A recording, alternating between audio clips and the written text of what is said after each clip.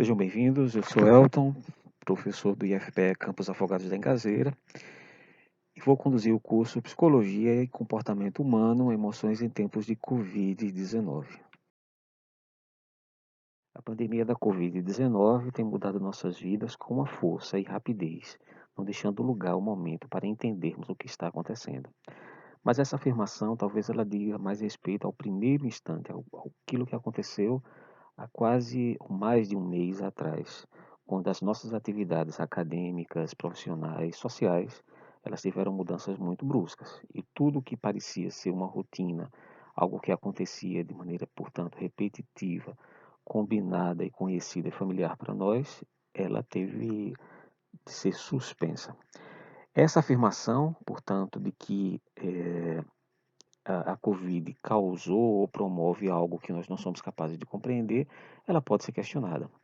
A nossa intenção aqui é entender essas mudanças de comportamento que foram exigidas pelas autoridades sanitárias e pelos governos e em que medida a psicologia pode ajudar a entender os significados que nós podemos dar a essas experiências, aquelas que ficaram no passado e essas novas que exigem de nós uma outra atitude frente à saúde, à convivência social, ao apoio social, às nossas inseguranças, que nesse caso dizem respeito tanto ao medo do possível futuro que nos aguarda e à ansiedade, expectativas, desejos e necessidades que a gente imprime e projeta nesse futuro.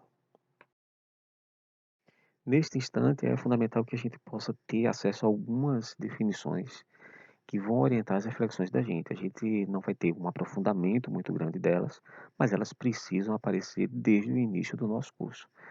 Uma questão fundamental é que todos os cursos ofertados pelo IFPE eles têm como base das suas aulas informações científicas.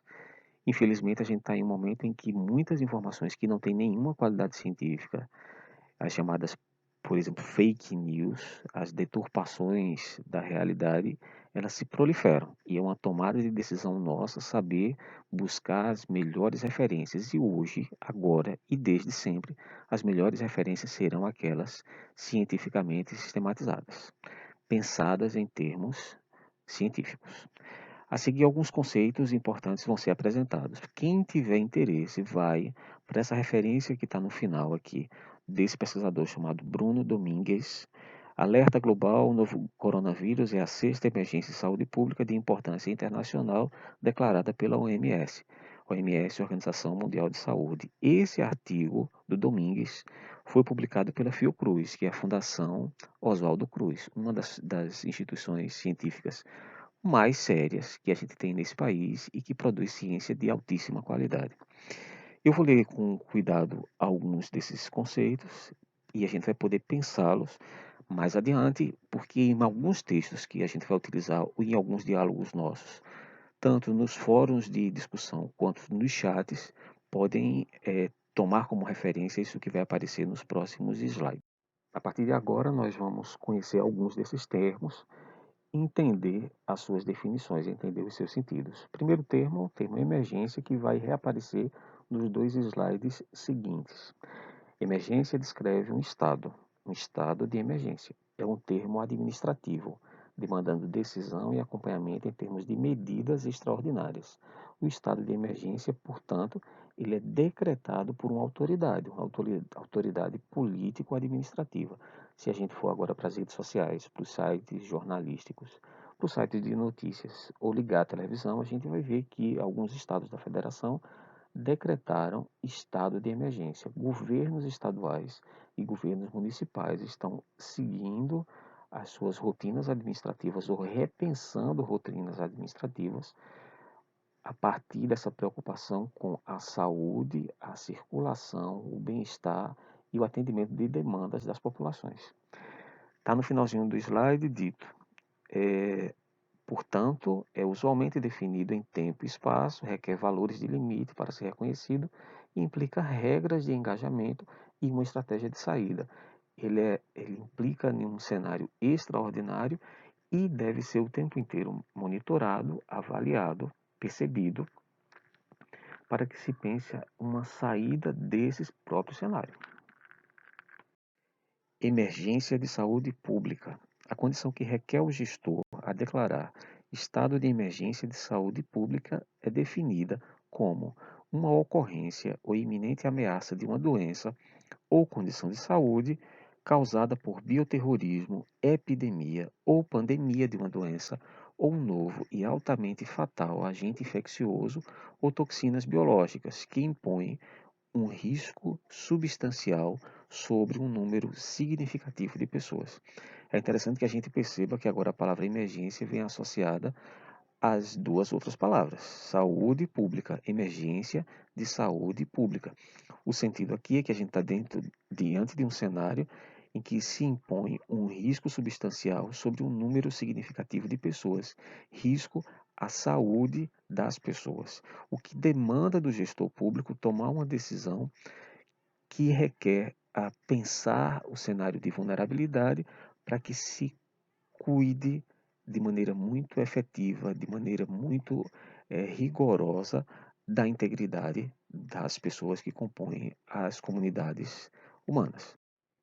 Aqui nós temos dois conceitos: emergência de saúde pública de importância internacional e endemia. Primeiro conceito: emergência de saúde pública de importância internacional. Estamos tratando então de um evento extraordinário que constitui um risco para a saúde pública de outros estados, devido à propagação internacional de doença e potencialmente exigindo uma resposta internacional coordenada. Nós estamos falando, portanto, de um cenário que envolve diferentes países. Endemia, presença constante de uma doença ou de um agente infeccioso em determinada área geográfica.